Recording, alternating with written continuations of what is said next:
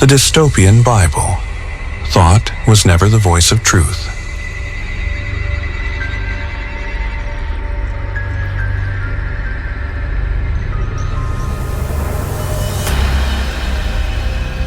There is a voice almost everyone trusts without question. It comments, it explains, it judges, it remembers, it predicts, it narrates reality continuously, translating experience into words, labels, conclusions. Most people experience this mental narration as me thinking. But more deeply, they experience it as guidance, as if this voice were the interpreter of truth itself. Yet symbolic language, read psychologically, never places ultimate authority in thought. On the contrary, many symbolic warnings point toward the danger of unconscious identification with the mental voice. Thought is a tool. Truth is not a thought. Thought operates through symbols, images, memory, and association. It is extraordinarily useful. Without thought, there would be no language, no planning, no technology, no culture. But usefulness is not the same as authority. A map is useful. It is not the territory. The confusion begins when the mind forgets this distinction. Thoughts about reality are mistaken for reality itself. The description replaces direct perception. The commentary becomes more trusted than experience. This shift is subtle. It happens gradually in childhood. A sensation arises.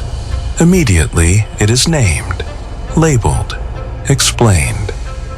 Over time, the labeling becomes so fast that the raw experience is barely noticed. Life is lived through interpretation rather than direct contact. This is the birth of psychological mediation. Symbolically, many myths speak of a fall into knowledge. Not knowledge in the practical sense, but identification with conceptualization. The mind begins living inside mental representations rather than immediate awareness. The voice of thought becomes the inner authority. But thought has limits. It can only operate with what is already known. It rearranges memory. It compares, analyzes, predicts based on past patterns. It cannot meet the unknown directly. It can only interpret it through the past. Truth, however, is always new. When thought is taken as the voice of truth, perception narrows. Instead of seeing what is, the mind sees what it expects. Instead of meeting experience openly, it filters everything through conclusions formed yesterday. This creates psychological time. The present is no longer fresh. It is the past projecting itself forward. Fear is a clear example. A thought arises. Something bad might happen. The body reacts as if the imagined event were real. Emotion responds not to present reality, but to mental projection. The voice of thought has been granted authority over direct perception. This is the internal dystopia. The mind lives in a reality constructed by its own narratives and reacts to those narratives as if they were facts. Thought divides. It separates observer from observed, me from you, past from future, success from failure. These distinctions are functionally useful, but when taken as absolute truth, they create psychological fragmentation. The voice of thought constantly comments, I like this, I hate that, this is good, that is bad. I am this kind of person. They are that kind. Each statement reinforces identity and separation. But notice something simple. The thought is observed. You are aware of it. The voice appears in consciousness, like a sound. If it can be noticed, it cannot be the deepest source of awareness itself. Yet, most people are not aware of thought. They are immersed in it. The voice speaks, and identification happens instantly. The statement, "I am not good enough," is not seen as a thought. It is experienced as a fact about reality. Thought has taken the throne. Symbolic teachings often point toward watchfulness. Be alert. Watch. Pray without ceasing. These are not calls to constant mental repetition.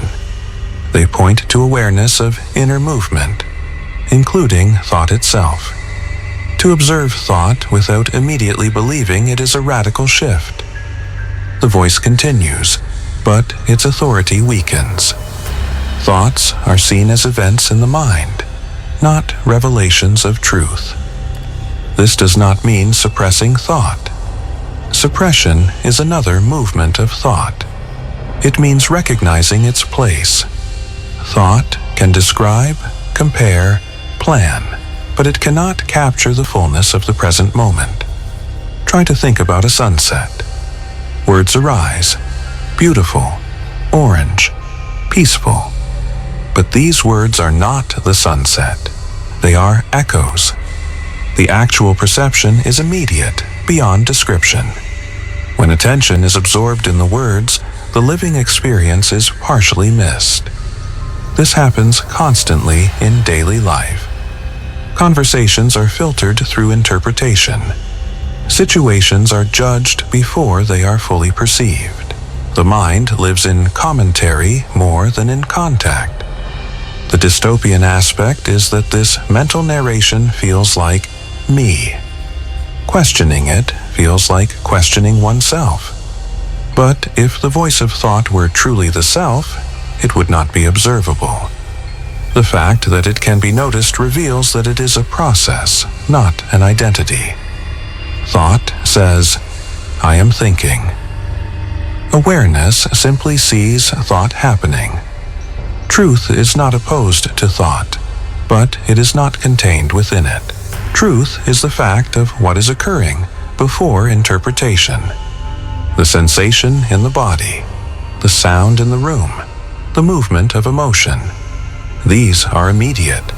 Thought comes after, translating them into story. When translation replaces perception, distortion enters. Consider conflict. A person says something. Instantly, thought interprets, "They are disrespecting me." Emotion follows. Reaction builds.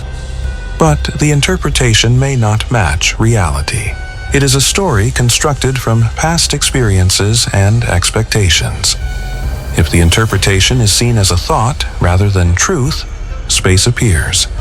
Reaction slows. Direct observation becomes possible. Perhaps the tone, the context, the speaker's state are different from the story imagined. Seeing this does not make life passive.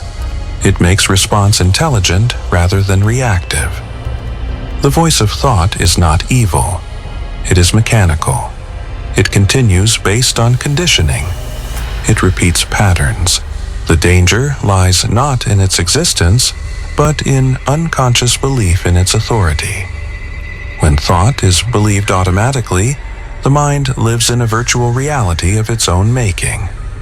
When thought is observed, its proper function returns, a practical tool, not a ruler.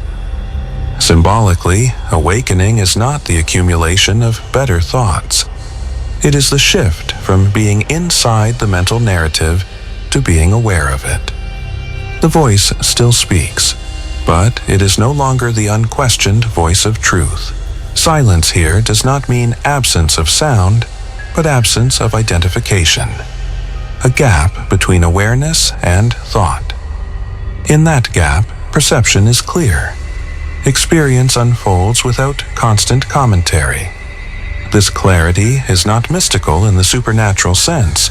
It is simple, immediate contact with what is happening. Without the overlay of interpretation, reality is direct. Thought can still be used when needed, but it no longer defines existence. The dystopian illusion is that the mind's voice is the ultimate authority, that if you think it, it must be true. But thoughts are conditioned responses. They reflect past input, cultural influence, personal history. Truth is not personal. Thought is always personal. Recognizing this does not destroy the mind. It restores balance. The tool returns to its place. Awareness, which was always primary, is noticed again. The voice continues, but now it is just a voice. And in that recognition, the mind is no longer ruled by its own echo.